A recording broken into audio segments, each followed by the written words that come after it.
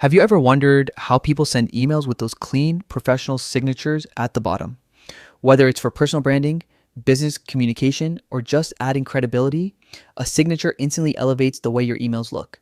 In today's video, I'm going to show you how to create a custom email signature in Gmail in just a few simple steps.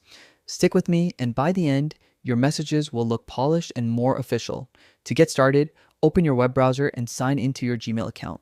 Once you're in your inbox, look toward the upper right corner for the small gear icon. This icon represents Gmail's settings menu. Go ahead and click it. A side panel will appear showing a few quick options. From here, select See All Settings. This opens a full settings page with more advanced controls. Once the settings page is loaded, make sure you're on the General tab. Now, scroll down until you locate the signature section.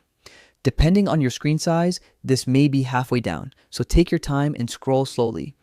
This area is where you'll manage, edit, and add new signatures. Next, click the Create New button.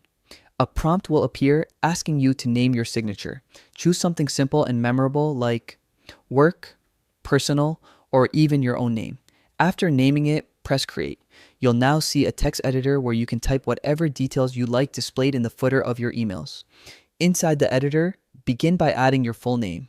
Beneath that, include your job title, company name, or department if you're using Gmail for professional communication. You can also add your phone number, website, or social media links if they're relevant. Remember, this is often the last thing recipients see, so keep it clean and easy to read. Want to add a personal touch? Gmail allows you to insert images such as a company logo or personal branding graphic. Click the Insert Image icon, select a file from your computer or drive, and adjust its size so it doesn't overpower the text.